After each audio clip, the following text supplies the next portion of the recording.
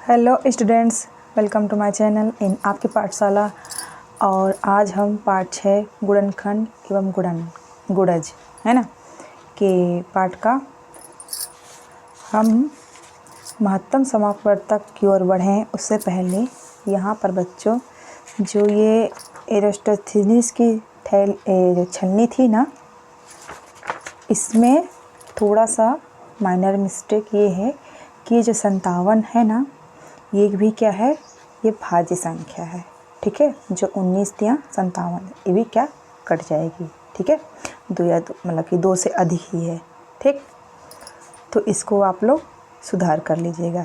ठीक है, अब हम बढ़ते हैं आगे, मतलब महत्तम समापवर्तक की ओर। ठीक, अब बोलोगे महत्तम समापवर्तक क्या चीज़ है। अरे भाई, महत्तम समापवर्तक क्या चीज़ है बच्चों, जो कि सबसे बड़ा जो समान गुणनखंड होता है ना, वही है।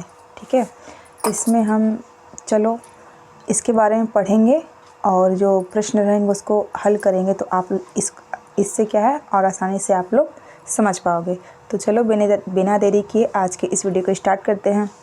देखो, महत्तम समापवर्तक के लिए हाईएस्ट कॉमन फैक्टर है ना, इंग्लिश में इसको क्या कहते हैं, HCF है ना, हाईएस्ट कॉमन फैक्टर। तो क्रियाकलाप 4 में क्या दिया है, देखो नीचे 12 फीट लंबे तथा 9 फीट चौड़े कमरे को नापने के लिए एक लकड़ी का स्केल बनाना है। उस बड़े से बड़े स्केल की लंबाई क्या होगी जिससे 12 फीट और 9 फीट दोनों को मापा जा सके।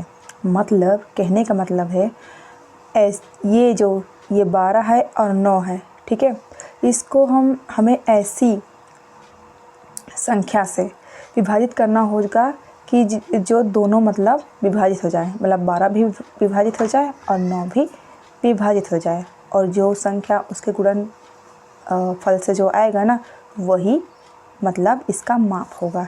ठीक है, 12 फीट की लंबाई आप किस माप से स्केल से नाप सकते हैं। कैसे, 2 छीका 12 है ना, 6 दूनी 12, 4 तियाँ 12, 3 चौके 12। ठीक है, इन सब से देखो ये दिया है ना, आप पाएंगे 1 2 3 4 6 12 फीट लंबी स्केल से 12 फीट की लंबाई मापी जा सकती है।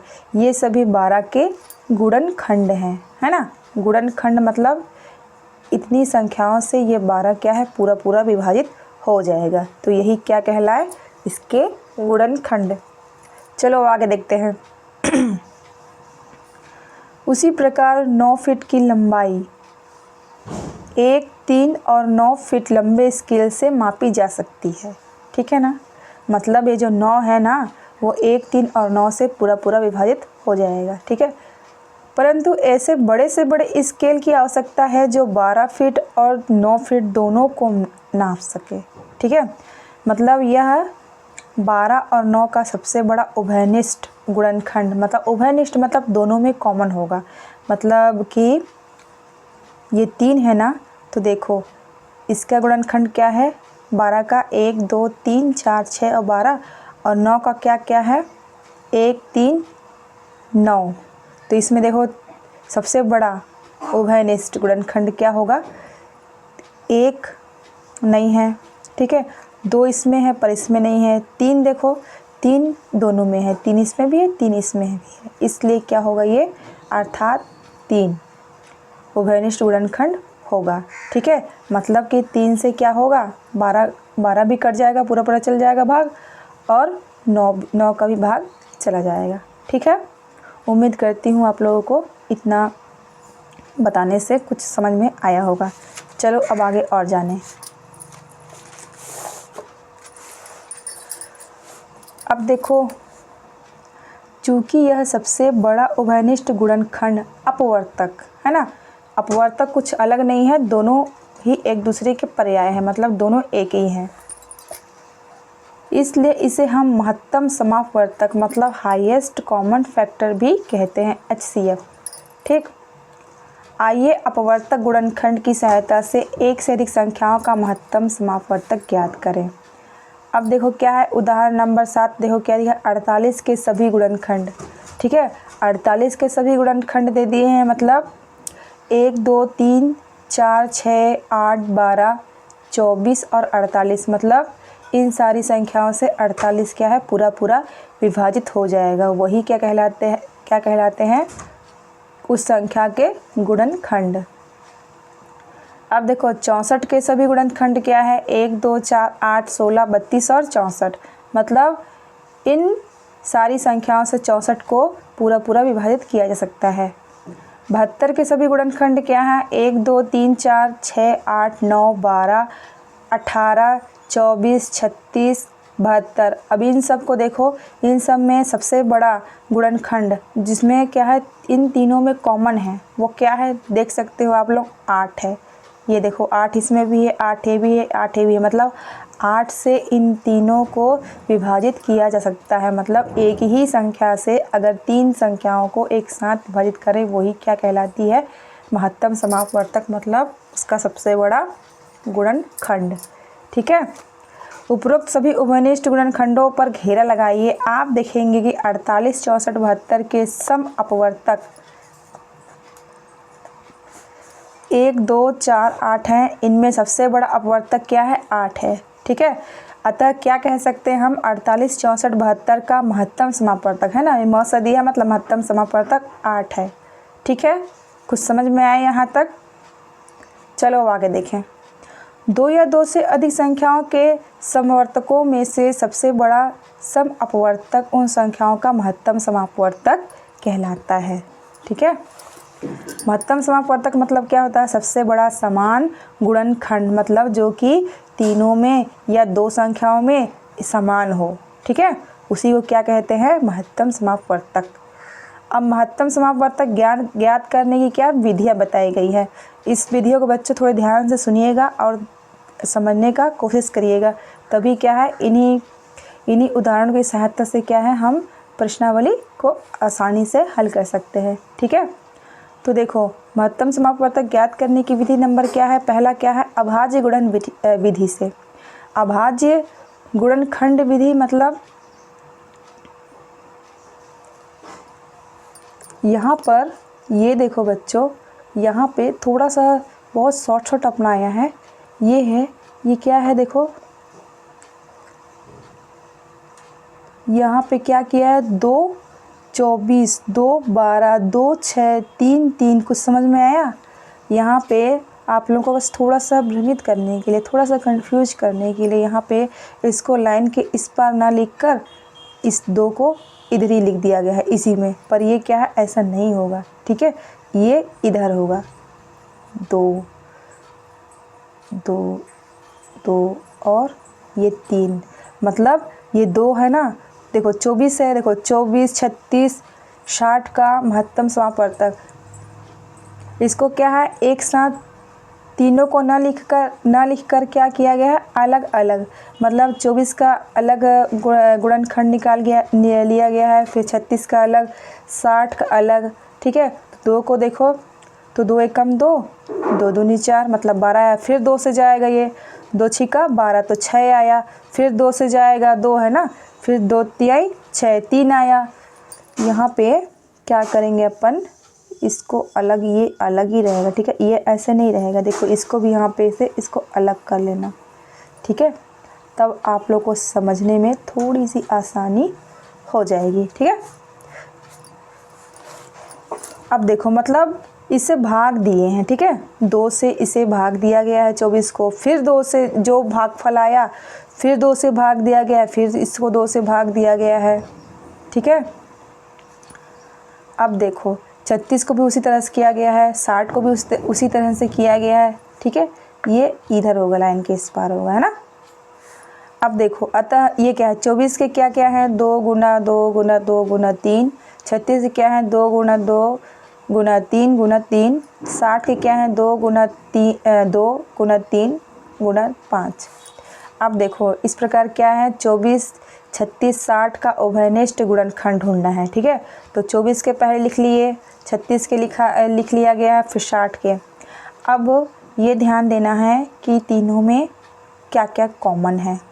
तो देखो ये 24 है, ये 36 है, ये 60 है, ठीक है, इसके गुणनखंड इधर है। तो देखो 2 इसमें भी है, 2 इसमें भी है, 2 इसमें भी है, फिर 2 इधर भी है, इधर भी है, इधर भी है। अब इसका एक तरह से देखो बच्चों, तो देखने में आपको थोड़ा सा और समझने की बात ये होगी कि इसमें जोड़ा बनाया गया है, जोड़े से इसको बाहर निकाला गया है, मतलब 2 का जोड़ा यहाँ पे निकाला गया है, एक ठो 2 को, फिर इसमें 2 का जोड़ा है, इसमें 1 निकाला गया है, ठीक है। और यहाँ पर अब मतलब कि 2 क्या है, अब यहाँ पे क्या है, 3 का देखो, 3 का एक जोड़ा 1 बनाकर निकाला गया है, ठीक है, मतलब एक ही एक निकाला गया है, ठीक है ना। मतलब 2 इसमें से ले लिया गया है, 2 इसमें से ले गया है, और 3 इन तीनों में भी कॉमन है, तो इसलिए इस 3 को भी लिख लिया गया है। मतलब जो तीनों में समान है, एक एक अंक लिख लिया गया है, ठीक है। और फिर उसको क्या है, गुणा कर दिया गया है। तो 3 दूनी 6, 6 दूनी 12, तो ये क्या है, महत्तम समापवर्तक 12 आया। अब देखो दूसरा क्या है, अपवर्तक विधि, मतलब गुणनखंड ले लो सीधे सीधा। तो 24 के गुणनखंड अपवर्तक क्या है, 1 2 3 4 6 8 12 24। अब ये पूछोगे बच्चों, सवाल मन में आप लोगों को क्या आएगा कि अपवर्तक कैसे अचानक से निकाल दिए, ठीक है, कैसे आ गया। यहाँ तो पता चला कि ये भाग विधि द्वारा, अभाज्य गुणनखंड विधि द्वारा निकाला, ठीक है, गया है। और अब इसमें भी क्या करोगे, 24 को फिर आप लोग क्या भाग दोगे, किससे, 24 किससे किससे कट सकता है, 1 से जाएगा, ठीक है, फिर इसी संख्या से जाएगा, फिर 12 से भी जाएगा, 8 से भी जाएगा, 6 से, 4 से, 3 से, 2 से, ठीक है।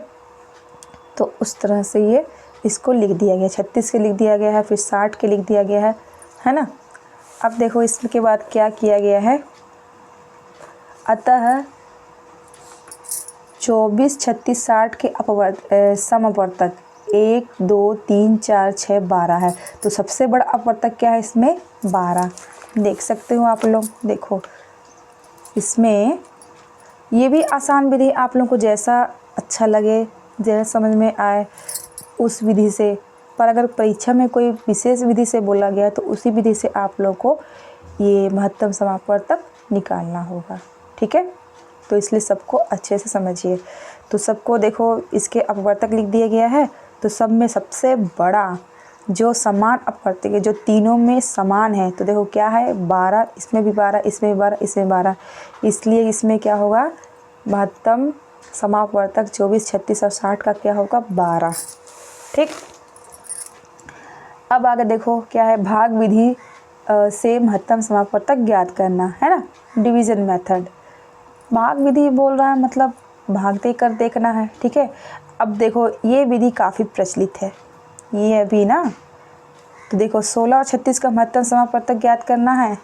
जैसा कि हमने पढ़ा था ना इसमें यहाँ पर कि जैसे 16 और 36 है, तो 16 और 36 को ऐसी संख्या से विभाजित करना होगा जो कि 16 और 36 दोनों को, मतलब दोनों का भाग आसानी से मतलब ये भागित कर दे, मतलब विभाजित कर दे। तो 2 से जाएगा, देखो 2 अट्ठे 16, और फिर 2 एक कम 2, और इसमें एक बच्चा इधर दिया 16, तो 2 अट्ठे 16, तो इस तरह से 18 हो गया। फिर 2 से इसको भाग देंगे, फिर 2 चौको 8, 2 नौ 18। अब देखो यहाँ पे क्या होगा कि अब यहाँ पे ये 4 है, ये 9 है, जो कि दोनों मतलब एक ही संख्या से किसी, है ना 2 से अगर दोगे तो ये 4 चला जाएगा पर 9 नहीं जाएगा, 3 से दोगे तो ये 4 नहीं जाएगा, 9 चला जाएगा। इस तरह से यहीं पर ही इसको रोका जाएगा, है ना, मतलब आगे अब क्रिया बंद हो जाएगी। उसके बाद क्या करेंगे, बस कुछ नहीं करना है, जो ये 2 और 2 है ना, 16 और 36 का महत्तम समापवर्तक क्या होगा, दोनों का गुणा करके इस तरह से महत्तम समापवर्तक निकल जाएगा, ठीक है ना। अब देखो उदाहरण भी दिया है, 60 90 210 का महत्तम समापवर्तक भाग विधि से ज्ञात करना है। भाग विधि कहाँ है, इसके ऊपर यहीं पर है, देखो।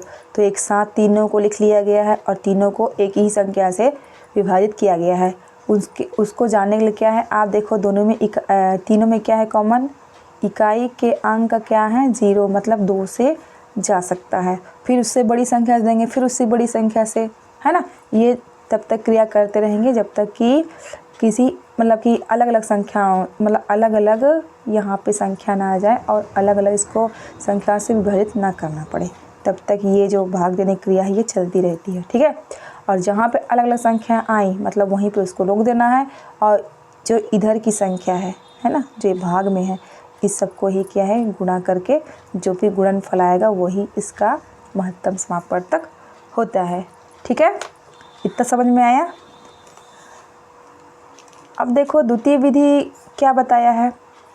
इस विधि में से महत्तम समापवर्तक ज्ञात करने के लिए छोटी संख्या का भाग बड़ी संख्या में तब तक दीजिए जब तक कि शेषफल भाजक से छोटी ना आ जाए। ठीक है, अब भाजक को भाज्य व शेषफल को भाजक मानकर हल करें। यह क्रिया तब तक करते रहिए जब तक कि शेषफल शून्य ना आ जाए। जिस भाजक से भाग देने पर शेषफल शून्य होगा वही महत्तम समापवर्तक है। अब देखो कैसे है, 15 एवं 63 का महत्तम समापवर्तक ज्ञात करना है। ठीक, तो पहले 15 में किसका 15 को 63 को भाग दिया गया 15 से। ठीक है, तो ये आया भागफल कितना आया, शेषफल कितना आया 3। अब इस 3 को जो शेषफल है ना इस 15 से देखो भाग दिया गया जब तक कि ये शेषफल कितना नहीं आ गया 0। तो इस तरह से इसका महत्तम समापवर्तक इन दोनों क्या हो जाएगा, ये शेषफल ये वाला 3 होगा। ठीक है, अब यहाँ पर उदाहरण दिया गया है, ये सब उदाहरण दिए गए हैं। ठीक है, अब चलते हैं हम प्रश्नावली की ओर। ठीक, थोड़ा सा इसके बारे में और जान लेते हैं, विशेषता क्या है महत्तम समापवर्तक की। उदाहरण 13, 15-60 का महत्तम समापवर्तक निकालिए, है ना। 15 से 60 पूर्णतः विभाजित होता है, अतः 15 तथा 60 का महत्तम समापवर्तक 15 होगा। ठीक है, तो इस तरह से ये भी यही सब विशेषताएं इसकी बताई गई हैं, है ना। अब यहाँ पे एक और छोटी विशेषता देख लो बच्चों, क्या है यहाँ पे, मतलब जिस संख्या से अगर उसकी बड़ी संख्या चली गई ना विभाजित हो गई तो वही संख्या समझो छोटी से छोटी जो रहेगी वही वो महत्तम समापवर्तक कहलाएगी। ठीक है, जैसे इसमें ये 15 से 60 चला गया तो मतलब 15 महत्तम समापवर्तक हो गया। अब देखो इधर 15 और 16 में एक के अलावा कोई उभयनिष्ठ गुणनखंड नहीं है ना, मतलब एक के द्वारा ही 15 और 16 को विभाजित करते हैं। ठीक है, अतः 15 एवं 16 का महत्तम समापवर्तक 1 होगा। इसी प्रकार 13 और 17 में केवल एक के अलावा कोई उभयनिष्ठ गुणनखंड नहीं है, अतः 13 एवं 17 का महत्तम समापवर्तक 1 होगा। अब देखो इससे क्या स्पष्ट होता है, यदि दो संख्याओं में बड़ी संख्या छोटी संख्या से पूरी तरह विभाजित होती है तो छोटी संख्या दोनों संख्याओं का महत्तम समापवर्तक होता है। ठीक है, यह होगा। अब दूसरा नंबर देखो क्या है, ऐसी संख्याएं जिनका एक के अलावा कोई उभयनिष्ठ गुणनखंड नहीं होता उन संख्याओं का महत्तम समापवर्तक 1 होता है। ठीक, अब प्रश्नावली की ओर आते हैं। देखो प्रश्नावली 6.6 में क्या है कि अभाज्य गुणनखंड विधि से महत्तम समापवर्तक ज्ञात करिए। अब देखो वही बात आया ना, मैंने बोला था उदाहरण ध्यान से देखना, विधियाँ ध्यान से देखना, फिर उन्हीं की सहायता से ही हम क्या है इन सबको भी हल करेंगे। ठीक, तो देखो यहाँ पर ये पहला का पहला मैं हल करके बताई हूँ। ठीक है, तो देखो 120 और 204 का क्या करना है, हमको महत्तम समापवर्तक ज्ञात करना है। ठीक है, तो सबसे पहले हम क्या करेंगे, 120 का महत्तम समापवर्तक करेंगे, मतलब 2 से इन सभी को काटेंगे, है ना, भाग देंगे। ठीक है, तो 2 से कितने बार में जाएगा, ये 2 छिका 12 और 2 शून्य 0, फिर 2 से जाएगा तो 2 3 6 और ये 0 उतर आया, फिर 2 से अभी भी जाएगा, क्यों जाएगा, क्योंकि इकाई के अंक क्या है 0 है, तो 2 1 कम, यहाँ 2 आएगा, तो यहाँ पे 3 में 2 गया, बचा 1, है ना, और यहाँ पे 0 पहले से है, 10 हो गया, 2 5 10 मतलब 15 आ गया। अब क्या है ये नहीं जाएगा आगे। ठीक, तो 3 से देखेंगे, 3 5 15, अब ये 5 भी नहीं जाएगा, है ना, इसलिए 5 से जाएगा, इसलिए यहाँ पे 5 1 5, ठीक। अब इधर करेंगे किसका 204 का। देखो 2 एक कम 2, 2 शून्य शून्य उतर गया, फिर 2 दूनी 4, फिर 2 से जाएगा, 2 पंच 6 10, 2 एक कम 2, अब 3 से जाएगा। ठीक है, 3 एक कम, ठीक, 1 आया यहाँ पे 3 है, और यहाँ पे 5 में 3 गया 2, तो मतलब यहाँ 1 पहले से है तो ये बन गया 21, तो 3 सत्ते 21। ठीक, तो इस तरह से यहाँ पे क्या हो गया बच्चों, 17 हो गया। ठीक है, अब 17 तो अभाज्य है ना, तो इसलिए 17 क्या है, 1 से या स्वयं की संख्या से विभाजित होगा, इसलिए 17 को 17 से भाग दिए तो 17 एकम आ गया। ठीक, आप देखो क्या करेंगे, अतः 120 व 200 एवं 204 के उभयनिष्ठ गुणनखंड क्या है, 120 के क्या है 2, 2, 2, 3 और 5। ठीक है, और 204 के क्या है 2, 2, 3 और 17। तो इस तरह से इसमें से एक 2 निकाल लिए। ठीक है, और इस लाइन से भी 1 2 ले लिया गया, और यहाँ से 3। ठीक, और सबका गुणा कर दिया गया, तो 3 दूनी 6 और 6 दूनी 12। इस तरह से महत्तम समापवर्तक क्या होगा 12। ठीक, तो इस तरह से जैसे मैंने बनाया है, बनाकर आपको दिखाया है, उसी तरह से आप लोग क्या है दूसरा, तीसरा और चौथा भी बनाओगे। और जहाँ पे नहीं समझ में आएगा इतना बताने के बाद भी बस एक कमेंट कर देना, तो मैं आप लोगों को इन सब को भी हल करके बता दूँगी। ठीक है, अब देखो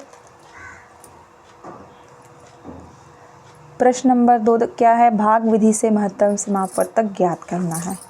ठीक है, तो भाग विधि से भी हमने क्या है 252 और 576 को भाग देना है, भाग विधि से क्या है करना है, महत्तम समापवर्तक ज्ञात करना है। तो यहाँ पर देखो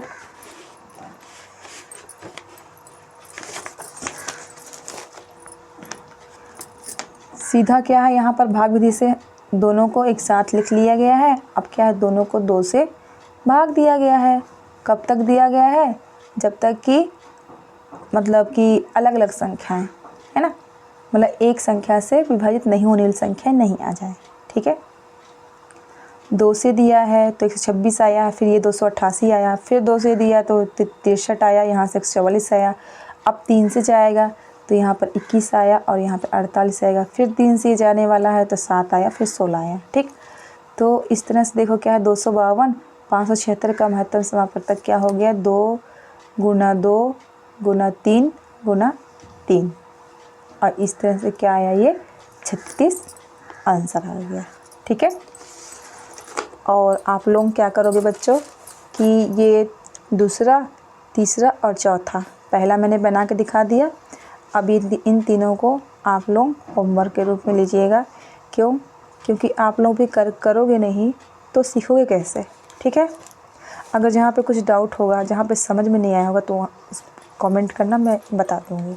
ठीक है, अब देखो क्या है तीसरा प्रश्न है, 2 क्रमागत संख्याओं का महत्तम समापवर्तक क्या होगा। तो 2 क्रमागत संख्याएं हमने देखो ले ली, प्रश्न 3 का हल है ना, तो 1 और 2 ले लिया। अब 1 और 2 एक से ही विभाजित होगा है ना, 1 एकम और 1 दूनम। ठीक है, तो क्या हो गया ये महत्तम समाप, इस प्रकार ये क्रिया चलती जाएगी। 1 का गुणा कितनी बार भी हम करेंगे क्या है, हमारा महत्तम समापवर्तक 1 ही प्राप्त होगा। ठीक है, इसलिए 2 क्रमागत संख्याओं का महत्तम समापवर्तक क्या होगा 1 होगा। अब चौथा नंबर देखो क्या है, थोड़ी इस प्रश्न को समझना ध्यान से। ठीक है, निम्न में से प्रत्येक भिन्न को, ये भिन्न है ना 1444, ये बटा है, इसके नीचे भी लिख सकते हैं या स्लैश देके यहाँ पे बगल में लिखा जाता है। ठीक है, बटे को 2 रूप में यहाँ पे बताया गया है, ये बगल में लिख दिया, इसको कुछ संख्या मत समझना। ठीक है, ये बटा है। भिन्न को उसके हर और अंश में उनके महत्तम समापवर्तक से भाग देकर सरल रूप में लिखना है। ठीक है, तो देखो चौथा का पहला मैं करके आप लोगों को यहाँ पे देखो क्या करना है बच्चों, कुछ नहीं है, 1444 और 256 वो क्या है, भाग विधि द्वारा महत्तम समापवर्तक हम लोगों ने निकाला। तो कितना आया देखो इसका महत्तम समापवर्तक, ये 1444 एवं 256 का महत्तम समापवर्तक कितना आया, 2 × 2 मतलब 4 आया। ठीक है, मतलब 4 से ये दोनों विभाजित ये लोग हो जाएंगे। ठीक है, अब इसका क्या करना है 4 का, अब इसी 4 को जो महत्तम समापवर्तक आया है ना, तो इसको क्या है 1444 से भाग देना है। ठीक है, और 1444 से भाग देंगे तो कितना आएगा, 361 आएगा। और फिर इसी 4 को, ये महत्तम समापवर्तक को क्या करेंगे, 256 से अपन इसको 256 में भाग देंगे। ठीक है, 4 का, तो इस तरह से यहाँ पे 64 आएगा। तो आंसर क्या हो जाएगा, इन दोनों के महत्तम समापवर्तक का भागफल है ना, भाग देखो क्या है इनका, तो 361/64। ठीक है, मैंने बताया ना, या चाहो तो बगल में ऐसे करके लिख दो या फिर ऐसे बटा में लिख दो, दोनों बात एक ही है। तो ये बात समझ में आया, कुछ नहीं करना है, भाग विधि द्वारा आप लोग दोनों संख्याओं का यहाँ पे जैसे मैंने करके बताया है ना, वैसे आप लोग महत्तम समापवर्तक निकालोगे। फिर जो भी महत्तम समापवर्तक आएगा उसका क्या करोगे, इन दोनों में भाग दे दोगे। ठीक है ना, और फिर जो भी भागफल दोनों का आएगा, जैसा कि ये बटे में है वैसा ही बटे आप लोग को लिख देना है। ठीक, कठिन तो नहीं है, ये समझ में आ गया ना। तो उसी तरह से आप ये दूसरा भी हल करोगे। ठीक है, अगर इसके बाद भी समझ में नहीं आ रहा है तो एक कमेंट करोगे, मैं बता दूँगी।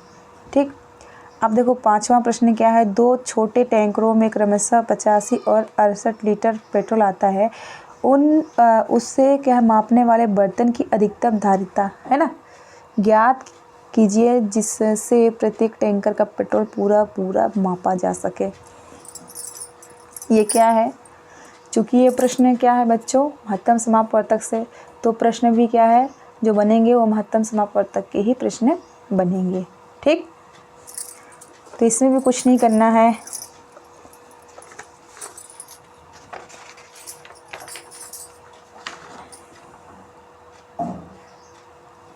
इस 85 और 68 का क्या करना है हमको, भाग विधि द्वारा महत्तम समापवर्तक निकाल लेंगे। तो क्या है 17 से ये दोनों कट जाएगा, 17 पछे और 17 चौके 68। ठीक है, अतः बर्तन की अधिकतम धारिता क्या होगी, 17 होगी। ठीक है ना।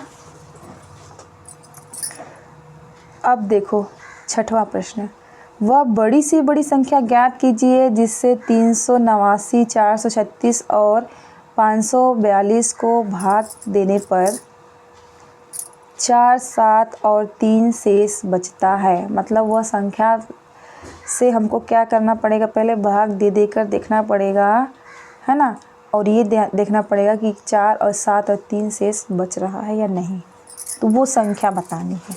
ठीक है, तो देखो वो संख्या पता है बच्चों क्या होगी, 11। ठीक है, मैंने क्या है बहुत सारी संख्याओं से पहले देखा भाग देकर। ठीक है, उसके बाद 11 आया है ना, तो 11 से भाग देने पर क्या है 389 का यहाँ पे शेषफल 4 बचा है, 11 से 436 को भाग देंगे तो यहाँ पे शेषफल 7 आएगा, और 11 से ही 542 को भाग देंगे तो यहाँ पर शेषफल 3 आ रहा है। ठीक है, देखो संख्या 11 से 389, 436 तथा 542 भाग देने पर शेषफल क्रमशः 4, 7 तथा 3 आया। ठीक है, इसलिए वह संख्या क्या है 11 है, तो 11 यहाँ पे क्या होगा आंसर होगा। ठीक है, ये सब आपको खुद से सोचना मतलब पड़ता है कौन संख्या होगी। ठीक है, और इसका क्या तरीका है, भाग देना। और भाग देने के लिए, गुणा करने के लिए मैंने क्या बताया बच्चों कि आप लोगों को पहाड़ा आना बहुत ज़्यादा ज़रूरी है, कम से कम 20 तक।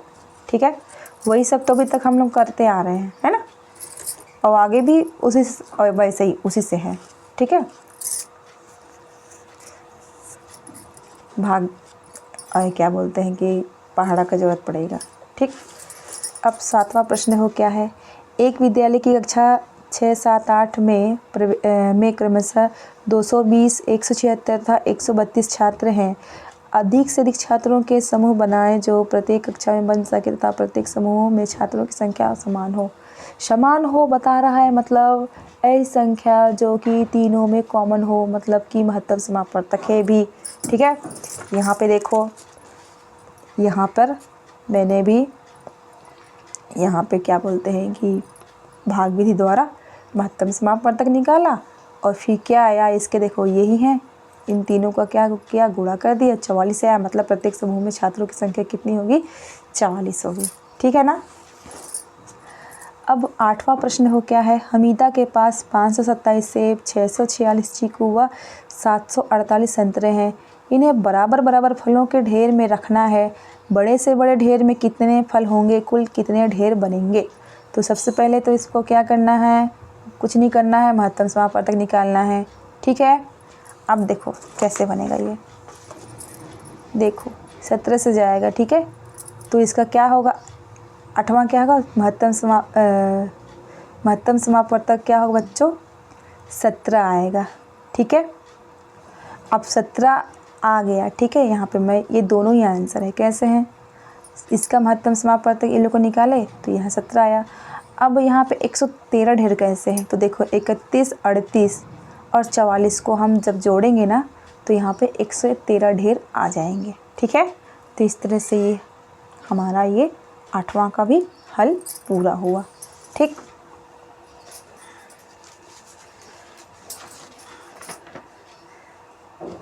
अब एक ये है, जब इसमें बता ही रहा है बच्चों, ये होमवर्क है आप लोगों का, इतना मैंने कर दिया, अब आगे आप लोगों को करना है ताकि आप लोग भी सीख सको। कुछ नहीं करना है, देखो इसको यहाँ पे समझो प्रश्न। एक आयताकार कमरे की बाहरी लंबाई 122 मीटर तथा चौड़ाई 92 मीटर है। यदि दीवार की मोटाई 1 मीटर हो तो उस बड़े से बड़े स्केल की लंबाई ज्ञात करना है जो आंतरिक भाग की लंबाई चौड़ाई को पूर्णतः नाप सके। तो संकेत यहाँ पे क्या है, देखो आंतरिक लंबाई और आंतरिक चौड़ाई का क्या किया है, 122, दोनों में क्या है, 2-2 घटा दिया गया है। ठीक, अब देखो यहाँ पे कितना अच्छा हिंट दिया है, बस कुछ नहीं करना, 120 और 90 का महत्तम समापवर्तक ज्ञात करना है। जो भी महत्तम समापवर्तक आएगा वही इसका क्या होगा, आंसर होगा, वही बड़ी से बड़ी संख्या क्या बोलते हैं कि उसी क्या होगी, स्केल होगा। ठीक है, स्केल की लंबाई होगी। ठीक है, इतना कर लोगे। अब चलो आज के लिए इतना ही।